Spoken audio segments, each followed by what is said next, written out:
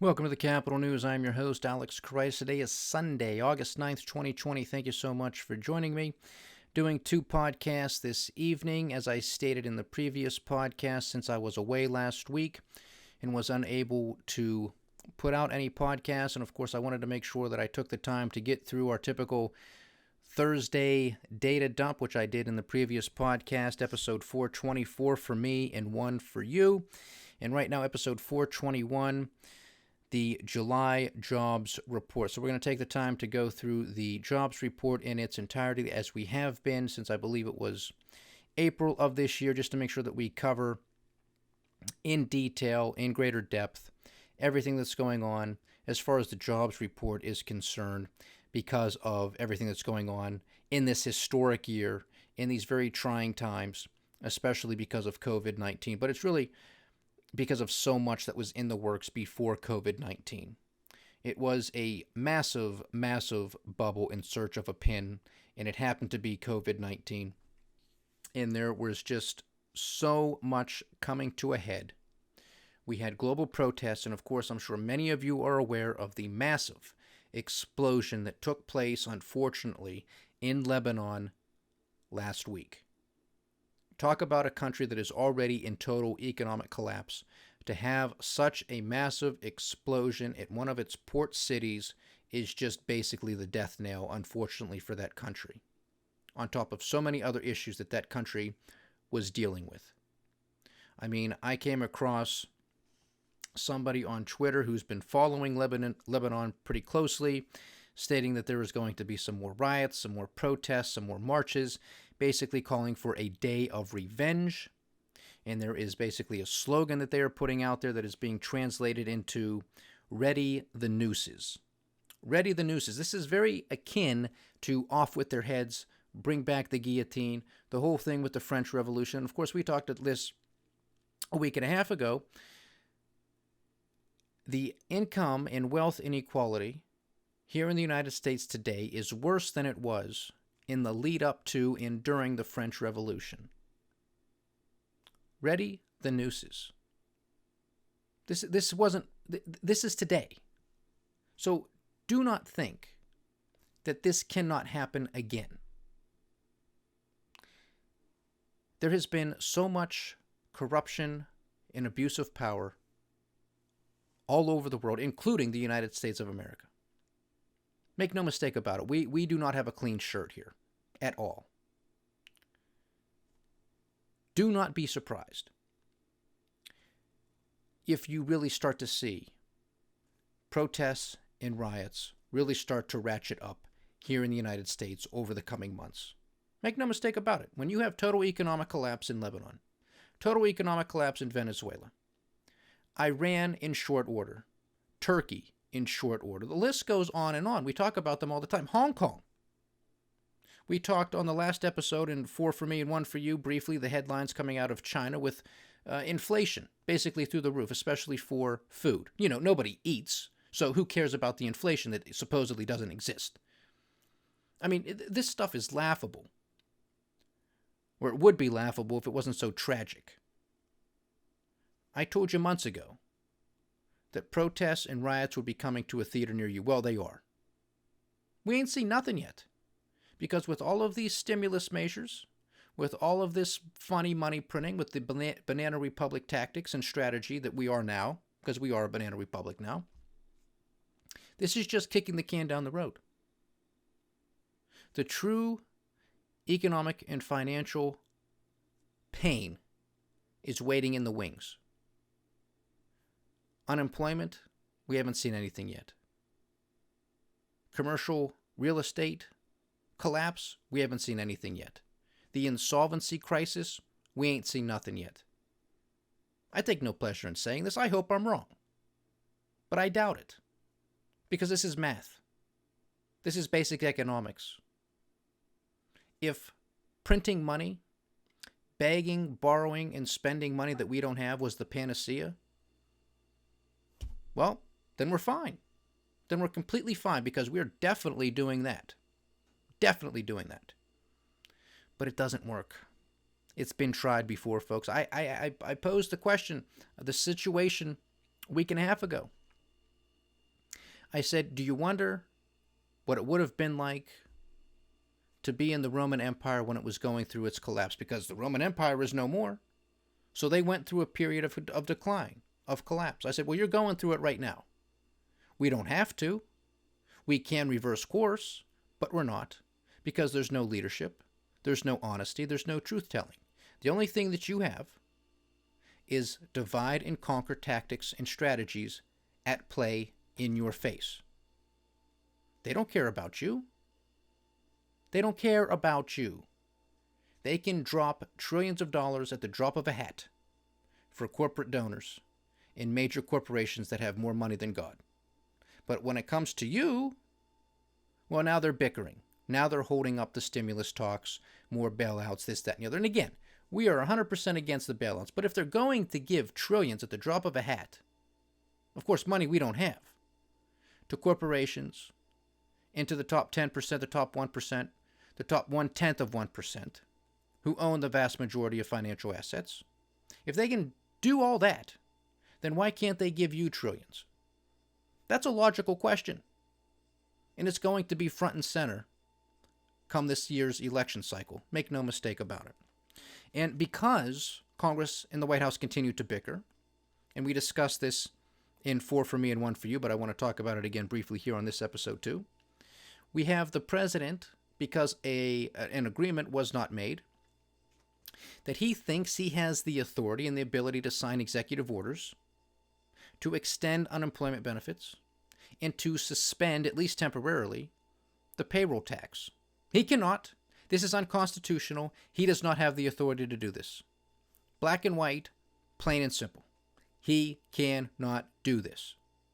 Barack Obama did it with DACA, with the Dreamers, with the immigration, because his administration couldn't work with Congress to get something done. He doesn't have the ability, then Barack Obama, to go and say, well, screw it. Congress isn't going to pass a law. I'm going to sign an executive order. Doesn't work like that. That's not how our Constitution works. That's not how our government works. This is very, very simple. Do not complicate it. Do not be blindsided because, well, it's your guy in the Oval Office this time. Put it aside, because if that's what you're going to say, that it's my guy, he can do it, then you are not a part of the solution. You are a part of the problem. Make no mistake about it. So, let's get on to the bulk of this podcast, which of course is the jobs report. The employment situation, July 2020, from the Bureau of Labor Statistics. Total non-farm payroll employment rose by 1.8 million in July, and the unemployment rate fell to 10.2%, the U.S. Bureau of Labor Statistics reported on Friday. These improvements in the labor market reflected the continued resumption of economic activity that had been curtailed due to the coronavirus pandemic and efforts to contain it. In July, notable job gains occurred in leisure and hospitality, government, retail, trade, professional and business services, other services, and healthcare. This news release presents statistics from 2 monthly surveys. The Household Survey measures labor force status, including employment by demographic characteristics. The Establishment Survey measures non-farm employment, hours, and earnings by industry. For more information, yada, yada, yada. Household Survey data. In July, the unemployment rate declined by 0.9 percentage points to 10.2%, and the number of unemployed persons fell by 1.4 million to 16.3 million. Despite declines over the past 3 months, these measures are up by 6.7 percentage points and 10.6 million, respectively, since February. It's huge. Among the major worker groups, the unemployment rates declined in July for adult men, 9.4%, adult women, 10.5%, teenagers, 19.3%, whites, 9.2%, Asians, 12%, and Hispanics, 12.9%. The jobless rate for blacks, 14.6%, showed little change over the month. The number of unemployed persons who were on temporary layoff decreased by 1.3 million in July to 9.2 million, about half its April level. In July, the number of permanent job losers and the number of unemployed re-entrants to the labor force were virtually unchanged over the month at 2.9 and 2.4 million respectively. Among the unemployed, those who were jobless less than 5 weeks increased by 364,000 to 3.2 million in the month of July, and the number of persons jobless 15 to 26 weeks rose by 4.6 million to 6.5 million. By contrast, the number of unemployed persons who were jobless 5 to 14 weeks fell by 6.3 million to 5.2 million. The number of long-term unemployed, those jobless for 27 weeks or more, at 1.5 million was little changed over the month. The labor force participation rate at 61.4% changed little in July following increases in May and June. Total employment as measured by the household survey rose by 1.4 million in July to 143.5 million. The employment population ratio rose by 0.5 percentage points to 55.1%, but remains lower than in February, where it stood at 61.1%. So still quite a ways to go on the employment population ratio. In July, the number of persons who usually work part-time rose by 803,000 to 24 million, while the number who usually work full-time at 119.5 million was little changed. The number of persons employed part-time for economic reasons, sometimes referred to as involuntary part-time workers, declined by 619,000 to 8.4 million in July, reflecting a decline in the number of people whose hours were cut due to slack work or business conditions, down 658,000. The number of involuntary part-time workers is 4.1 million higher than in February. Again, staggering numbers. These individuals who would have preferred full-time employment were working part-time because their hours had been reduced or they were unable to find full-time jobs. This group includes persons who usually work full-time and persons who usually work part-time. In July, the number of persons not in the labor force who currently want a job declined by 463,000 to 7.7 million. This measure is 2.8 million higher than in February. These individuals were not counted as unemployed because they were not actively looking for work during the last 4 weeks or were unavailable to take a job. Among those not in the labor force who currently want a job, persons marginally attached to the labor force fell by 492,000 to 2 million in the month of July. These individuals were not in the labor force, wanted and were available for work, and had looked for a job sometime in the prior 12 months, but had not looked for work in the past 4 weeks preceding the survey. Discouraged workers, a subset of the marginally attached who believed that no jobs were available for them, numbered 665,000 in July, essentially unchanged from the prior month. On to the establishment survey data. Total non-farm payroll employment rose by 1.8 million in July, less than the increase of 4.8 million in June and 2.7 in May. In July, non-farm employment was lower than its February level of 12.9 million, or 8.4%.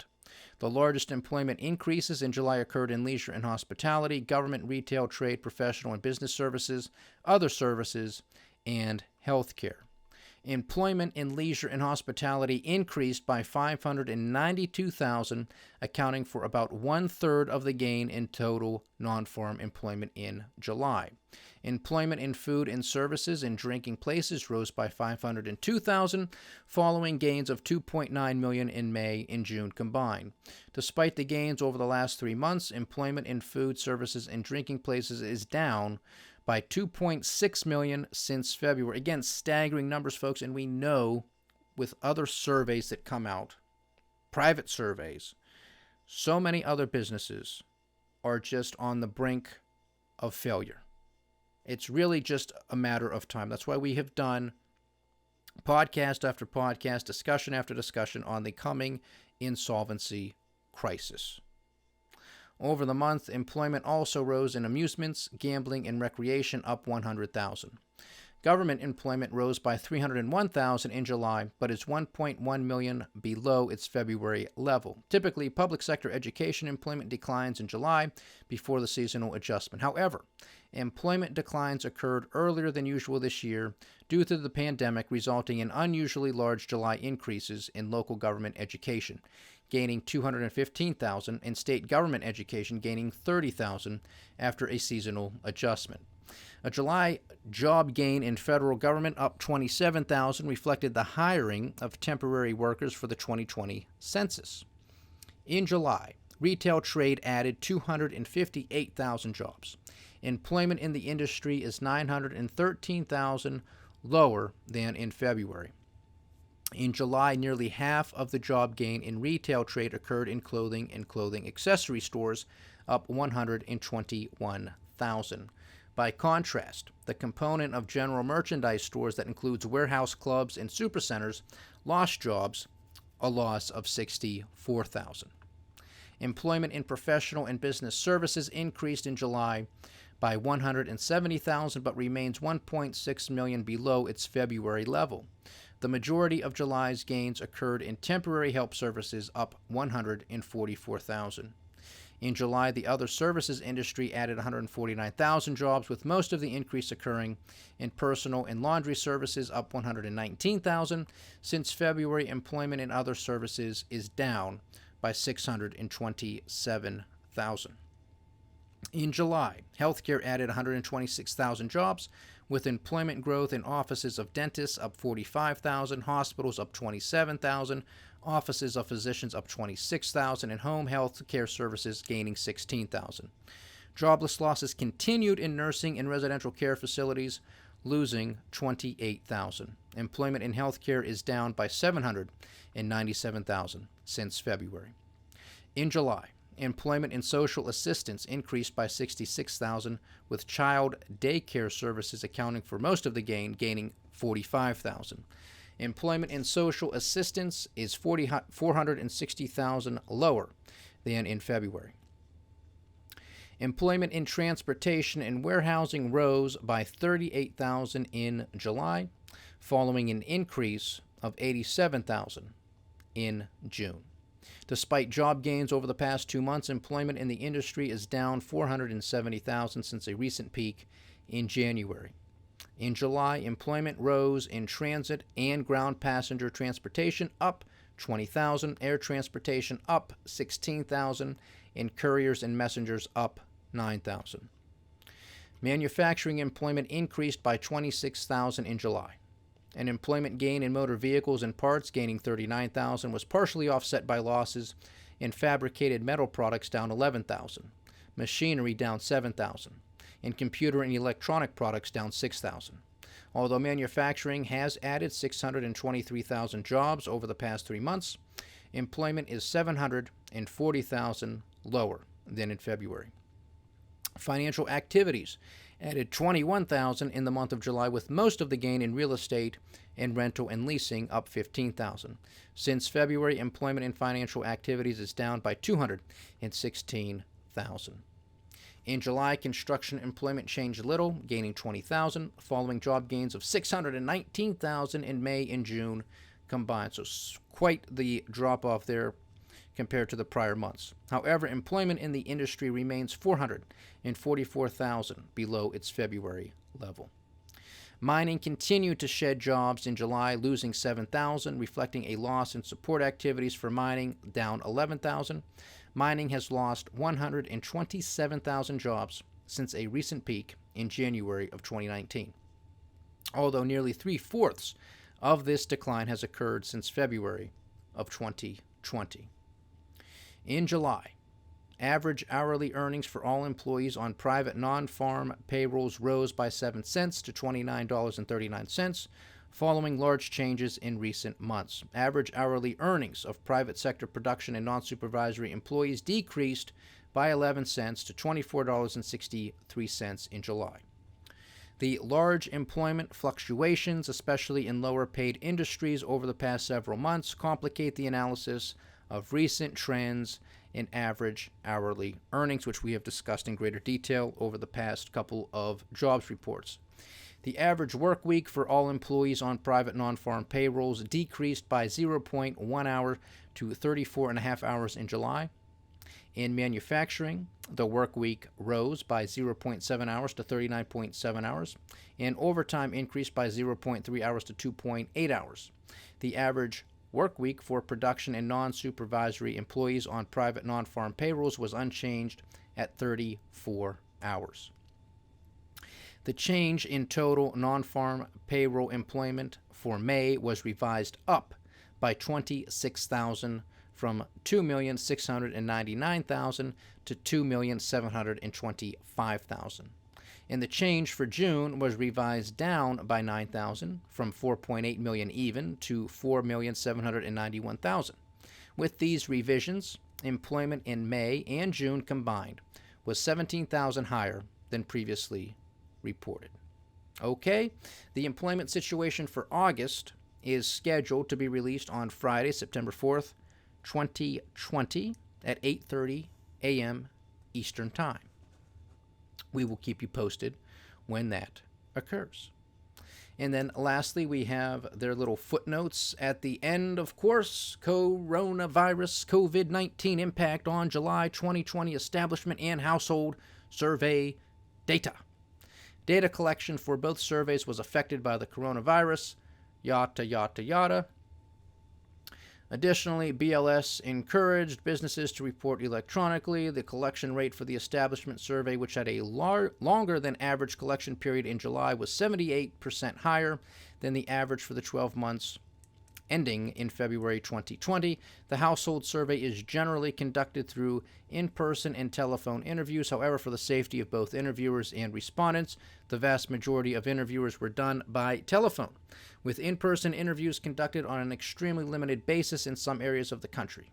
The household survey response rate was 67%, up from the rate of 65% in June, but much lower than the average rate of 83% for the 12 months prior to the pandemic. So, of course, these numbers are going to be skewed because you're not getting as large a sample as normal. In the establishment survey, workers who are paid by their employer for all or any part of the pay period, including the 12th of the month, are counted as employed, even if they were not actually at their jobs. Workers who are temporarily or permanently absent from their jobs and are not being paid are not counted as employed, even if they are continuing to receive benefits. In the household survey, individuals are classified as employed, unemployed, or not in the labor force based on their answers to a series of questions about their activities during the survey reference week, July 12th through July 18th. Workers who indicate that they were not working during the entire survey reference week and expect to be recalled to their jobs should be classified as unemployed on temporary layoff. As in recent months, a large number of persons were classified as unemployed on temporary layoff in July. So this is just a continuation, miscalculation, misclassification, don't want to mess things up, have to keep everything this, that, and the other. And here's lastly, for March through June, BLS published an estimate of what the unemployment rate would have been had misclassified workers been included. Repeating this same approach, the overall July unemployment rate would have been about 1 percentage point higher than reported. However, this represents the upper bound of our estimate of misclassification and probably overstates the size of the misclassification error. I mean, they can't make heads or tails. This is why we do not have a full picture. This is the government trying to pick winners and losers. This is the government trying to kick the can down the road. This is the government trying to make their numbers look as good as possible. That's why you got the PPP loans. No, don't lay people off. Keep them on payroll. This is a loan, but if you keep them on payroll or you call them back if you already laid them off, it's going to be a grant. It's going to be forgiven. Of course, because it's forgiven, it's going to end up being tacked on to the national debt. But who cares about debts and deficits? This is a banana republic. This is completely out of control. We don't have a full, vivid picture of what's going on.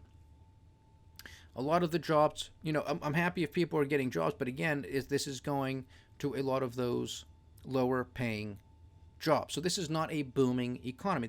These were the types of jobs that came in at the longest business expansion that we have ever seen in U.S. history, and they were the first to go. Some of them are coming back. Is it because there's true demand for these jobs? Is it because of the PPP loans? What's the real story? We are not going to know the true scale for a few more months.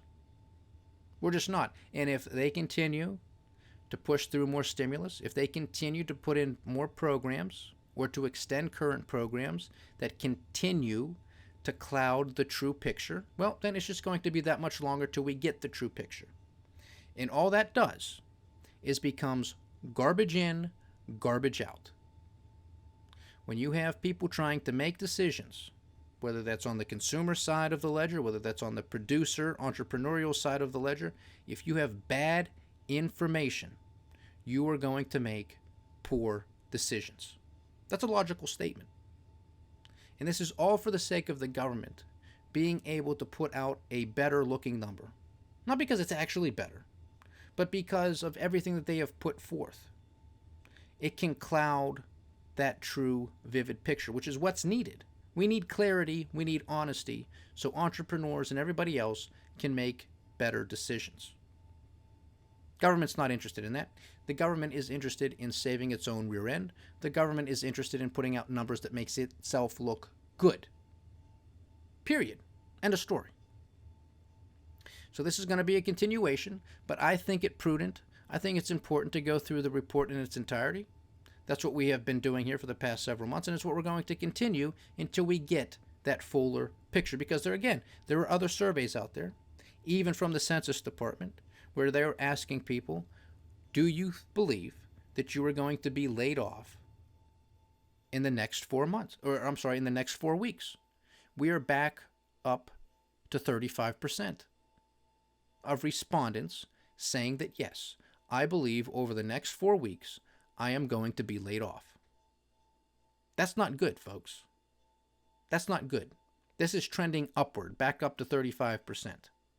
This is not good. But this does not surprise me, and nor should it surprise this audience at the Kapital News, because the real economic damage is waiting in the wings. What we have seen thus far is nothing. This is the tip of the iceberg. Tip of the iceberg. You have the zombification of, 20 to 25% of corporations? How long do you think this is going to go on? This is saturating the market with so much debt, with such weak growth. It's a crime, in my opinion. It's a true tragedy what is going on right now. But nobody cares. Hands are out, waiting for the handout, waiting for the bailout, waiting for the quote-unquote stimulus, and nobody cares. But you are going to care when you have to pay for it. And it's not going to be pretty. So buckle up. That's the July jobs report. I'll be back tomorrow, Monday. We'll talk about a whole host of things, I imagine. We'll see what news headlines come across the wires, whether it's going to be Congress and the White House getting together to pass another stimulus package, another $1 trillion that we don't have. Who cares? Is Joe Biden going to pick his VP? What geopolitical tension or risk is going to rear its ugly little head? What's the Federal Reserve going to say? What pharmaceutical company is going to get the headline that they have a vaccine? Is Kodak going to be investigated? What's the SEC going to do next? I mean, who knows? This is par for the course. Par for the course. If it's corruption, it's taking place. Make no mistake about it. Stay diversified, stay vigilant, and stay with the Kapital News. I am Alex Kreitis. Godspeed.